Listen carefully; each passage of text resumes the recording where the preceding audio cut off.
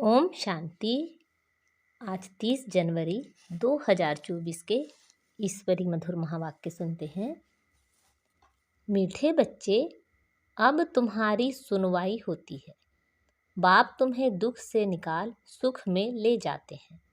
अभी तुम सबकी वानप्रस्थ अवस्था है, वापस घर जाना है। आज की मुरली से प्रश्न है, सदा योग युक्त रहने तथा श्रीमत पर चलने की आज्ञा बार बार हर बच्चे को क्यों मिलती है? उत्तर है, क्योंकि अभी अंतिम विनाश का दृश्य सामने है। करोड़ों मनुष्य मरेंगे, नेचुरल कैलेमिटीज होंगी। उस समय स्थिति एक रस रहे, सब दृश्य देखते भी मिरुआ मौत मलूका शिकार ऐसा अनुभव हो, उसके लिए योग युक्त बनना पड़े। श्रीमत पर चलने वाले योगी बच्चे ही मौज में रहेंगे। उनकी बुद्धि में रहेगा कि हम तो पुराना शरीर छोड़ अपने स्वीट होम में जाएंगे। ओम शांति। रूहानी बाप बैठ रूहानी बच्चों से रूह रिहान करते हैं अथवा रूहों को समझाते हैं, क्योंकि रूहों ने भक्ति मार्ग में बहुत याद किया है। सब आशिक हैं एक माशूक के। उस माशूक शिव बाबा का चित्र बना हुआ है। उनको बैठ पूजते हैं। उनसे क्या मांगने चाहते हैं वह पता नहीं है। पूजते तो सब हैं। शंकराचार्य भी पूजा करते हैं। सब उनको बड़ा समझते हैं। भल धर्म स्थापक हैं, परंतु वह भी पुनर्जन्म लेते लेते नीचे उतरते हैं। अभी सब पिछाड़ी के जन्म में आकर पहुँचे हैं। बाबा कहते हैं, तुम छोटे बड़े सबकी वानप्रस्थ अवस्था है। मैं तुमको सबको वापस ले जाता हूँ। मुझे बुलाते ही हैं कि पतित दुनिया में आओ। कितना रिगार्ड रखते हैं। पतित दुनिया पराये राज्य में आओ। जरूर दुखी होंगे, तब तो बुलाएंगे। गाया जाता है, दुख हरता सुख करता, तो जरूर छी छी पुरानी दुनिया पुराने शरीर में आना पड़े, वह भी तमो प्रधान शरीर में। सतो प्रधान दुनिया में मुझे कोई याद भी नहीं करता। ड्रामा अनुसार सबको मैं सुखी बना लेता हूँ। बुद्धि से काम लेना है कि सतयुग में जरूर आदि सनातन देवी देवता धर्म होगा, और सत्संगों में तो सिर्फ शास्त्र पढ़ते पढ़ते नीचे उतरते जाते हैं। दलदल में पड़ने वाले दुखी होते हैं। यह है ही दुख धाम, वह है सुख धाम। बाप कितना सहज करके समझाते हैं, क्योंकि बिचारी अबलाएं कुछ भी नहीं जानती हैं। कोई को भी यह पता नहीं है कि फिर वापस भी जाना है या सदैव पुनर्जन्म लेते ही रहना है। अभी तो सब धर्म वाले हैं। पहले पहले स्वर्ग था तो एक ही धर्म था। सारा चक्र तुम्हारी बुद्धि में है। कोई और की बुद्धि में यह बातें रह ना सके। वह तो कल्प की आयु ही लाखों वर्ष कह देते हैं। इसको कहा जाता है घोर अंधियारा। ज्ञान है घोर सोजरा। अभी तुम बच्चों की बुद्धि में रोशनी है। तुम कोई मंदिर आदि में जाएंगे तो तुम कहेंगे, हम शिव बाबा के पास जाते हैं। यह लक्ष्मी नारायण हम बनते हैं। यह बातें और सत्संगों में नहीं होती। वह सब हैं भक्ति मार्ग की बातें। अभी तुम रचता और रचना के आदि मध्य अंत को जानते हो। ऋषि मुनि आदि कहते थे, हम नहीं जानते हैं। तुम भी पहले नहीं जानते थे। इस समय सारे विश्व में भक्ति है। यह पुरानी दुनिया है। कितने ढेर मनुष्य हैं। सतयुग नई दुनिया में तो एक ही अद्वैत धर्म था, फिर होता है द्वैत धर्म। अनेक धर्मों में तालियां बजती है, सबकी एक दो में खिटपिट है। ड्रामा अनुसार उन्हों की पॉलिसी ही वैसी है। किसी को भी अलग करते हैं तो लड़ाई होती है, पार्टीशन होते हैं। मनुष्य बाप को ना जानने के कारण पत्थर बुद्धि बन पड़े हैं। इस समय बाप समझाते हैं, देवी देवता धर्म ही प्राय लोप हो गया है। एक भी नहीं जिसको पता हो कि इन्हों का भी राज्य था। तुम अभी समझते हो हम देवता बन रहे हैं। शिव बाबा अभी हमारा ओबीडियंट सर्वेंट बना है। बड़े आदमी हमेशा चिट्ठी लिखते हैं तो नीचे लिखते हैं ओबीडियंट सर्वेंट। बाप भी कहते हैं हम ओबीडियंट सर्वेंट हैं, तो दादा भी कहते हैं हम ओबीडियंट सर्वेंट हैं। हम फिर 5000 वर्ष के बाद हर कल्प के पुरुषोत्तम संगम युग में आता हूँ। बच्चों की आकर सेवा करता हूँ। मुझे कहते हैं दूर देश के रहने वाला। इनका भी अर्थ नहीं जानते। इतने शास्त्र आदि पढ़ते हैं परंतु अर्थ नहीं समझते। बाप आकर सब वेदों शास्त्रों का सार समझाते हैं। तुम बच्चे जानते हो कि इस समय रावण राज्य है। मनुष्य पतित बनते जाते हैं। यह भी ड्रामा बना हुआ है। तुम बच्चों को दो जग से निकाल बहिश्त में ले जाते हैं। उनको ही गार्डन ऑफ अल्लाह कहते हैं। कलयुग में है कांटों का जंगल। संगम युग पर फूलों का बगीचा बन रहा है। फिर वहाँ सतयुग में तुम सदा सुखी रहते हो, एवर हेल्दी एवर वेल्दी बन जाते हो। आधा कल्प सुख फिर आधा कल्प दुख, यह चक्र फिरता ही रहता है। इनकी एंड होती नहीं है। सबसे बड़ा बाप आते हैं, सबको शांति धाम सुख धाम में ले जाते हैं। तुम जब सुखधाम में जाते हो तो बाकी सब शांति धाम में रहते हैं। आधा कल्प है सुखधाम, आधा कल्प है दुख का। उनमें भी सुख जास्ती है। अगर आधा आधा होता तो टेस्ट क्या आएगी। भक्ति मार्ग में भी बहुत धनवान थे। अभी तुमको याद आता है कि हम कितने धनवान थे। बहुत धनवान जब दिवाला मारते हैं तो याद आता है कि हमारे पास क्या क्या था, कितना धन था। बाप समझाते हैं भारत शाहूकार था, पैराडाइज था। अब देखो कितना गरीब है। गरीबों पर ही रहम पड़ता है। अब एकदम कंगाल बन पड़े हैं, भीख मांग रहे हैं। जो साल्वेंट थे अब इनसाल्वेंट बन पड़े हैं।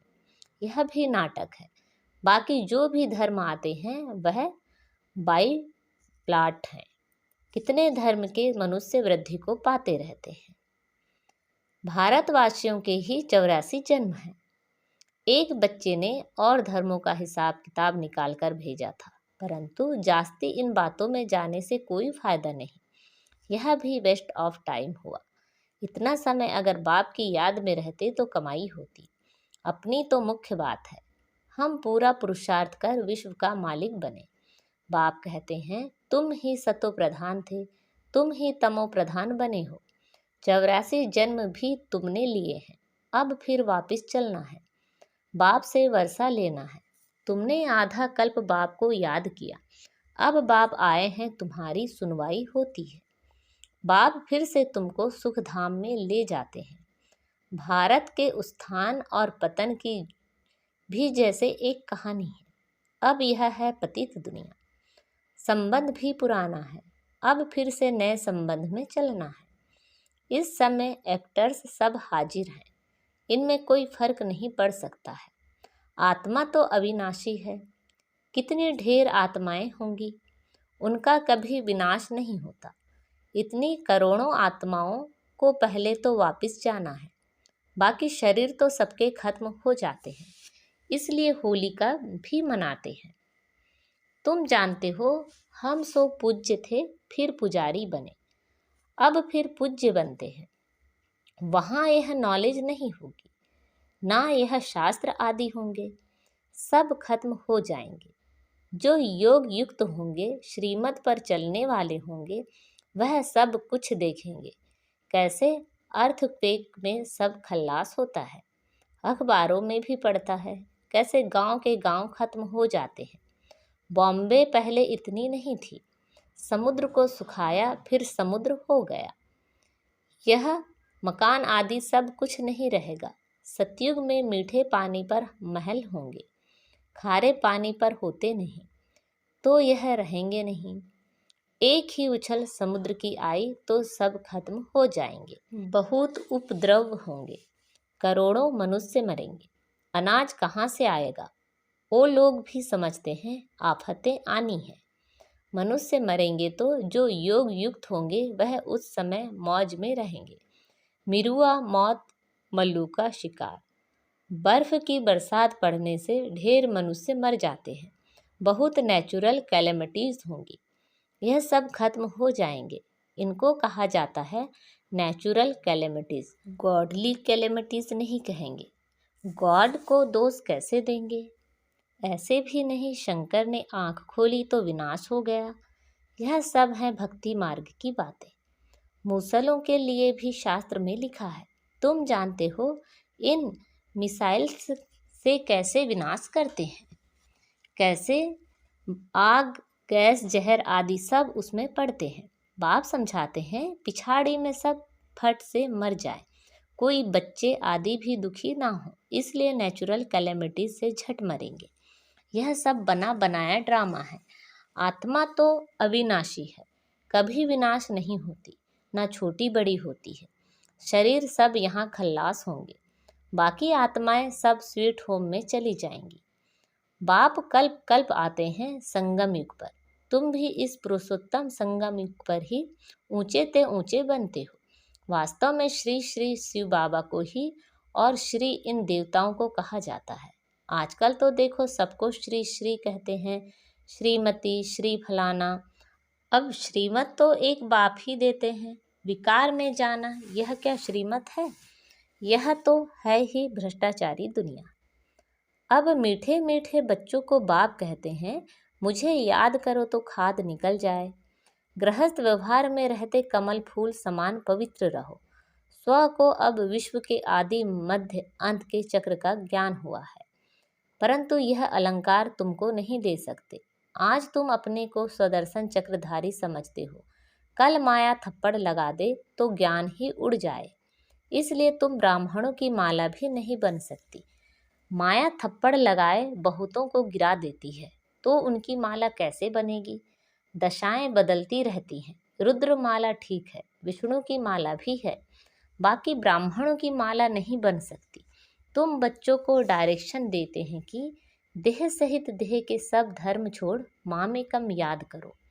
बाप तो निराकार है, उनको अपना शरीर तो है नहीं, और आए भी हैं इनकी वानप्रस्थ अवस्था में।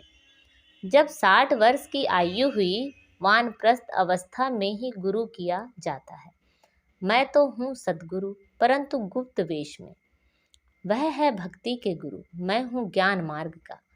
प्रजापिता ब्रह्मा को देखो कितने ढेर बच्चे हैं। बुद्धि हद से निकल बेहद में चली गई है। मुक्ति में जाकर फिर जीवन मुक्ति में आते हैं। तुम पहले आते हो, दूसरे पीछे आते हैं। हर एक को पहले सुख फिर दुख भोगना पड़ता है। यह वर्ल्ड ड्रामा है। तब तो कहते हैं, अहो प्रभु तेरी लीला। तुम्हारी बुद्धि ऊपर से नीचे तक चक्र लगाती रहती है। तुम हो लाइट हाउस, रास्ता बताने वाले।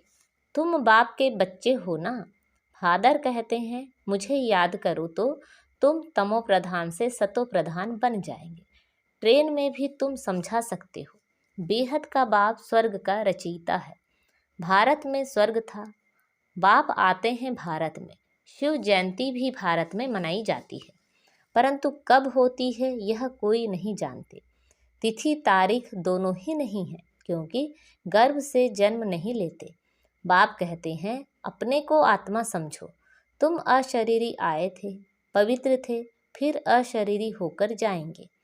मामेकम याद करते रहो तो पाप कट जाएंगे। अच्छा, मीठे मीठे सिखिला दे बच्चों प्रति माता पिता बाप दादा का याद प्यार, गुड मॉर्निंग और नमस्ते। रूहानी बाप की रूहानी बच्चों को नमस्ते। हम सब रूहानी बच्चों की रूहानी माता पिता बाप दादा को याद प्यार, गुड मॉर्निंग और नमस्ते।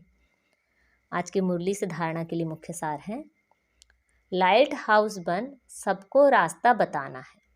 बुद्धि हद से निकाल बेहद में रखनी है। स्वदर्शन चक्रधारी बनना है।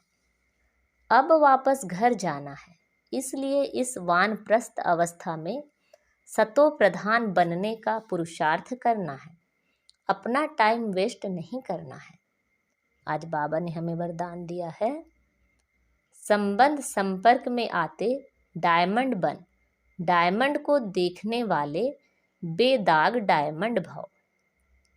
बाप दादा की श्रीमत है कि डायमंड बन डायमंड को देखना। चाहे कोई आत्मा काला कोयला एकदम तमोगुणी हो, लेकिन आपकी दृष्टि पड़ने से उसका कालापन कम हो जाए। अमृत वेले से रात तक जितनों के भी संपर्क संबंध में आओ, सिर्फ डायमंड बन डायमंड देखते रहो। किसी भी विघ्न अथवा स्वभाव के वश डायमंड पर दाग ना लगे। चाहे अनेक प्रकार की परिस्थितियों के विघ्न आए, लेकिन आप ऐसे पावरफुल बनो जो उसका प्रभाव ना पड़े। आज का स्लोगन है, मन और बुद्धि को मनमत से सदा खाली रखने वाले ही आज्ञाकारी हैं। अब है अव्यक्त साइलेंस द्वारा डबल लाइट फरिश्ता स्थिति का अनुभव करो। जैसे अंतरिक्ष यान वाले ऊंचे होने के कारण सारे पृथ्वी के जहाँ के भी चित्र खींचने चाहें खींच सकते हैं, ऐसे साइलेंस की शक्ति से अंतर्मुखता की गुफा में बैठकर साइलेंस की गहरी अनुभूति करो। यह अनुभूति डबल लाइट फरिश्ता बना देगी। अच्छा, ओम शांति।